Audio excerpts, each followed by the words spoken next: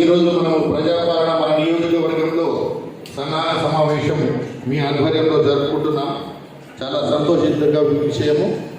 ఈ కార్యక్రమంలో ప్రతి మండలానికి సంబంధించినటువంటి మండల పరిధి అధికారులు మరియు గ్రామస్థాయి అధికారులు రేపు కౌంటర్లలో లబ్ధిదారుల నుంచి దరఖాస్తులు కొన్ని మనకు ఈ కార్యక్రమాన్ని ప్రజాపాలనకు సంబంధించిన సూచనలు జారీ చేయడం జరిగింది.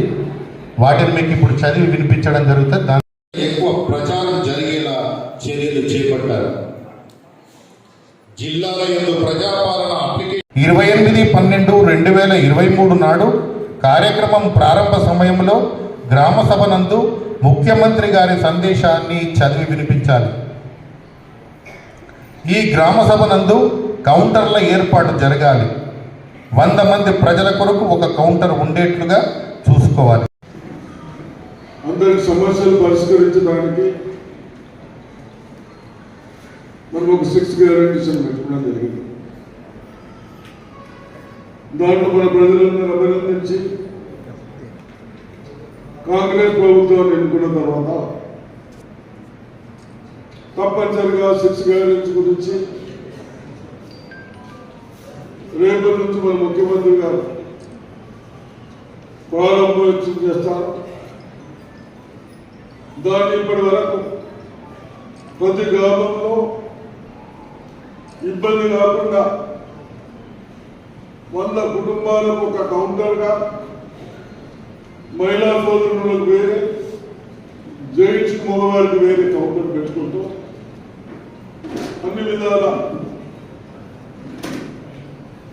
పరిష్కరించాలి, చూడాలన్న ఉద్దేశంతో మరి ఈ ప్రోగ్రాం పెట్టుకోవడం జరిగింది. దాంట్లో మీ అధికారుల పాత్ర బాగుంటుంది. దయచేసి మీరు ఎక్కడ నిర్లక్ష్యం చేయకుండా ఎవరికి ఏది కావాలి, ఇల్లు లేక చాలా మంది బాధపడతా ఉన్నాం.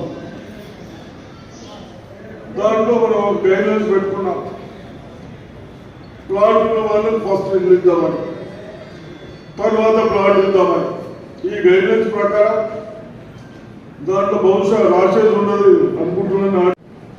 చాలా మనమందరం కొంచెం నేర్చుకోండి.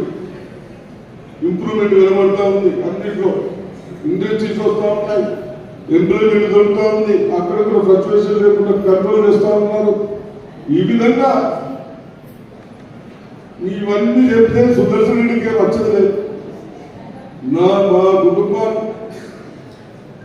బాగుపడాలి, మనం అందరం బాగుండాలి అన్న ఉద్దేశంతోనే కానీ ఇవన్నీ నిర్లక్ష్యం చేస్తే చేయలేదని ఆశిస్తా ఉన్నారు.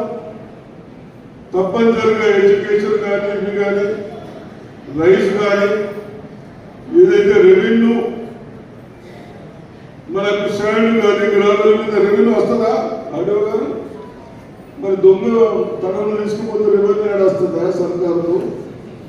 అవన్నీ అరగట్టాలని స్టాండ్ కానీ గ్రామాలు కానీ రేపు మీరు ఎవరైనా తహసీల్దార్ ఇచ్చినా ఓన్లీ డైలీ ఇవ్వండి పర్మిషన్.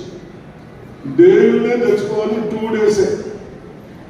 అందుకని ఎక్కువ ఇచ్చుకోండి. వారంలో కాదు, మనం ఇచ్చినప్పుడు 2 డేస్ లోపల. అది మన గవర్నమెంట్ సెస్ కట్టడానికి ఉండే ఆ విధంగా కూడా చూసుకోండి. ఎక్కడ కూడా బీద వాళ్ళ డబ్బులు ఈ దొంగలు తినకుండా ఉండాలి. అది అరికట్టే బాధ్యత మీ అధికారులపైన ఉంది. కాబట్టి తప్పనిసరిగా ఇవన్నీ చేస్తూ మరి 6th వరకు ఎక్కడ కాంప్లైంట్ లేకుండా అన్ని విధాల బోధన క్రాస్ చేసి ప్రజల ఇబ్బందులు తీస్తారని ఆఫీసర్లను ఆశిస్తూ మీ అందరూ ధన్యవాదాలు చెప్తాను.